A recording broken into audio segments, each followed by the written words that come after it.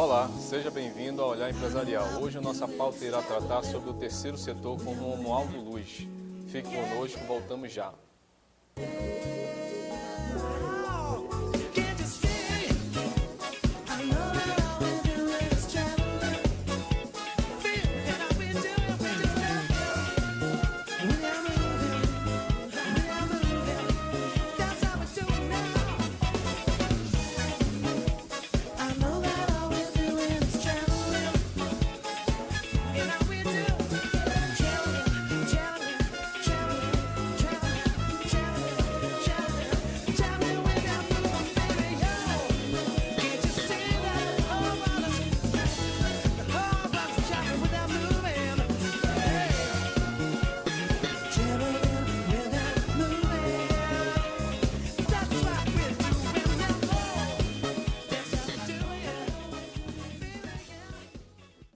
É com satisfação que recebemos Romualdo Luz. Ele tem graduação em contabilidade, especialização em políticas públicas, emprego, trabalho e renda pela Unicamp, MBA em auditoria e perícia. O Romualdo tem uma larga experiência. É proprietário da empresa Romualdo Luz Consultoria Contábil para o terceiro setor, vice-presidente financeiro do Sindicato das Empresas de Serviços Contábeis, SESCOM.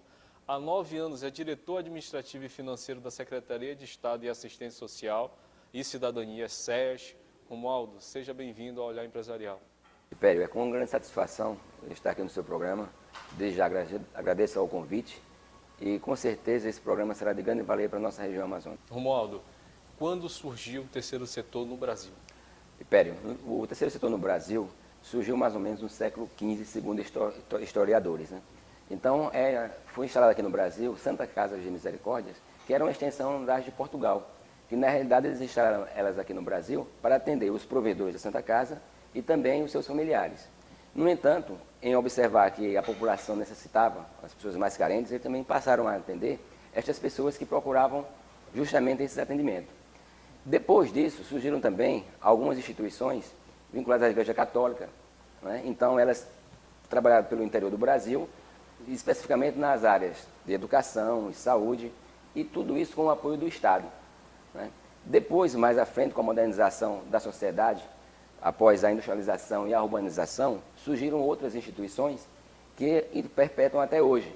Então, as instituições ainda fazem os mesmos trabalhos e de forma mais ampliada na questão do desenvolvimento social, desenvolvimento sustentável e diversas outras regiões. Qual foi a importância que teve na legalização do presidente, então, Henrique Cardoso, quando ele legalizou o terceiro setor? Na realidade, com o lançamento da Lei 9790, com o advento dela, regulamentada pelo Decreto 3.100, de 99 também, melhorou no sentido da prestação de contas, quando recebe recurso público, como também no sentido de captar recursos da iniciativa privada, porque ela pode oferecer para as empresas, que são optantes pelo lucro real, uma doação de até 2% do lucro operacional apurado. E, além disso, ela pode também remunerar seus dirigentes, que estão ligados diretamente à execução executiva. Ok. De forma clara, Romualdo, a contabilidade, qual é a diferença hoje da contabilidade do terceiro setor para a iniciativa privada? Pério, a diferença principal está no patrimônio. Enquanto uma tem o patrimônio líquido, outra tem o patrimônio social, né? O que ocorre? A empresa da iniciativa privada ela trabalha visando lucros, né? Isso é óbvio, para poder prover os seus sócios, os seus colaboradores e assim por diante, perpetuar. Já na iniciativa das entidades sem fins lucrativos, essa parte do patrimônio social, tudo que ela ofere de receitas, ou de convênios, ou de termos de parceria, ou de acordos, seja lá de que forma vem essa receita, ela é revestida na própria obra, na finalidade principal da instituição, que é o atendimento da pessoa humana. Romualdo, como o terceiro setor ele é regrado e as normas brasileiras com base nele? Pério, o terceiro setor ele vem regrado no Código Civil brasileiro, né? No Código Civil já definiu quais são as entidades jurídicas, né? As pessoas jurídicas, na realidade, que são as empresas, e também tem as associações e fundações.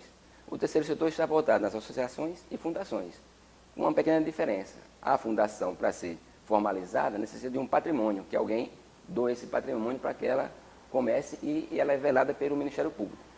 Diferente da associação. A associação não precisa de capital para iniciar, de patrimônio para iniciar, precisa de pessoas que têm uma ideia, uma causa a defender e que tenha um pensamento único de atender aquele público-alvo.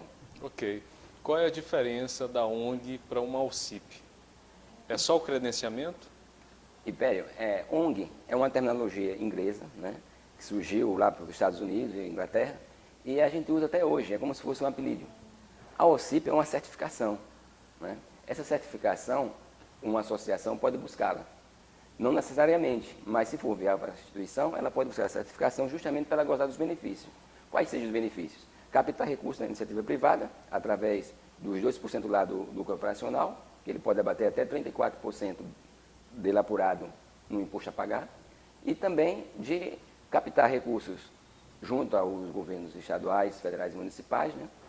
Além disso, poderá buscar benefícios, por exemplo, junto à Receita Federal. Daqueles bens apreendidos, por normativa, ela pode fazer um requerimento e solicitar aquele bem que está lá em desuso e até se deteriorando com o tempo. Uma ação social? Exatamente. Um projeto? Isso. Por exemplo, ele pode ter lá uma ambulância que esteja apreendida. E aí você precisa utilizar essa ambulância. Então, a instituição, tendo a certificação de OCIP, faz um requerimento ao superintendente da Receita Federal e ele, autorizando, vendo que é viável, ele vai doar aquela ambulância e vai ser utilizado na finalidade da instituição. Romualdo, essa pauta está muito interessante. Nós vamos fazer uma pequena pausa e voltamos já.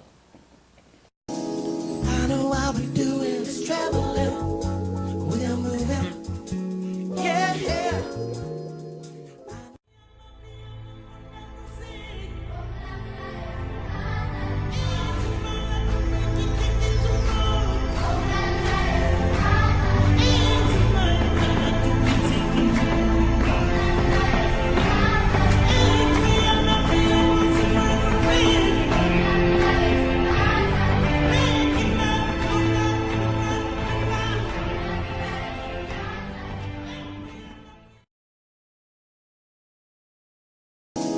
I know all we do is traveling, we're moving, yeah, yeah.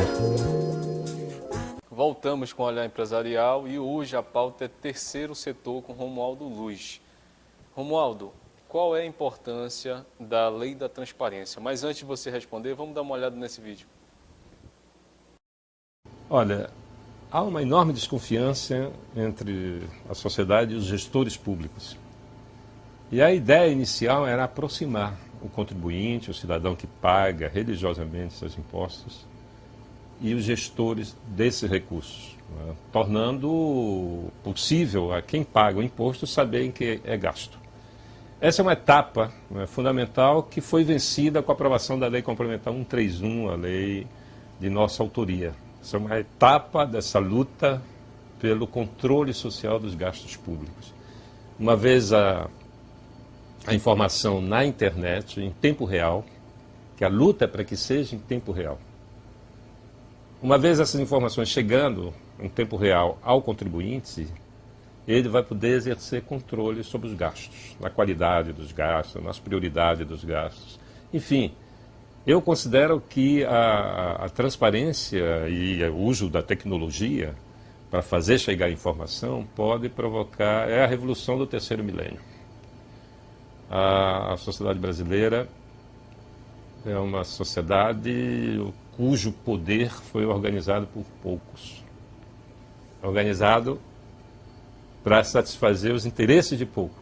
Se a gente pegar a história do Brasil e ver quem era que organizava o poder no século XX, é menos de 5% da população que tinha o direito de votar. Então, menos de 5% da população é que organizava o poder público no Brasil. Então, a República no Brasil foi muito mais restritiva do ponto de vista da participação democrática do cidadão do que na época do Império. Parece maluquice, mas no Brasil as coisas acontecem, não é? Muito diferente do que aconteceu em outros países. Os Estados Unidos fizeram a independência e a Revolução Republicana lá em 1776. No Brasil, só agora, no século XXI, não é? Só nesse momento é que a gente está começando a criar essa ideia, não é? Trabalhar a ideia do controle social, da energia, não é?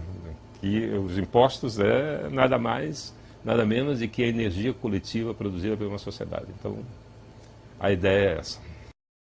Romualdo, você viu os argumentos do João Capiberibe, senador, né? ele que puxou essa lei da transparência. Qual é a sua opinião sobre isso? Império, o senador foi muito feliz ao editar esta lei, porque o cidadão brasileiro, ele somente vota, ele só vota na eleição e não acompanha, até porque o orçamento público ele é muito técnico, muito complexo.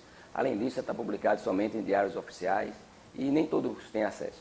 Então, com a lei de transparência, que está disponível na internet, que hoje qualquer cidadão brasileiro tem internet disponível no seu smartphone, por exemplo, ele pode acompanhar os gastos e fiscalizar de perto o que está acontecendo, onde o governo está investindo, na realidade, o dinheiro que é nosso, dos nossos impostos que nós pagamos. Então, a lei de transparência é um grande avanço para o serviço público, um grande avanço para o cidadão acompanhar e fiscalizar, e não só fiscalizar, cobrar o seu governante que ele elegeu e colocou lá. Romualdo, as instituições sem fins lucrativos, elas estão buscando a capacitação, buscando consultoria para errar menos na sua prestação de conta?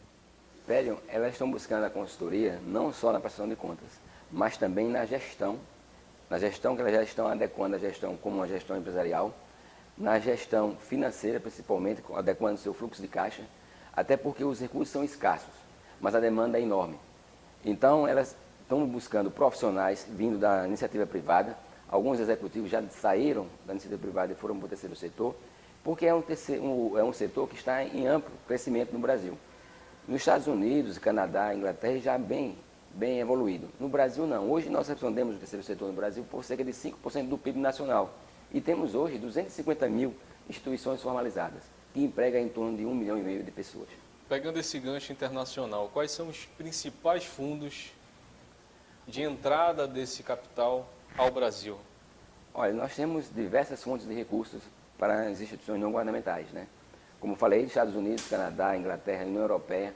Então, nós temos hoje um dos fundos principais, que é a União Europeia, né, que faz financiamentos para as instituições, financiamentos principalmente na área de desenvolvimento sustentável. Temos também outras instituições, como a Fundação Bill Gates, que também investe na questão do desenvolvimento de software no Brasil, e dentre outras. Então, Fundo Amazônico. O Fundo Amazônico também tem essa finalidade de apoiar os projetos, principalmente em desenvolvimento sustentável, né? Romualdo, quais são os principais problemas enfrentados hoje pelas instituições sem fins lucrativos? Mas você vai responder depois do intervalo. I know I'll be doing is traveling.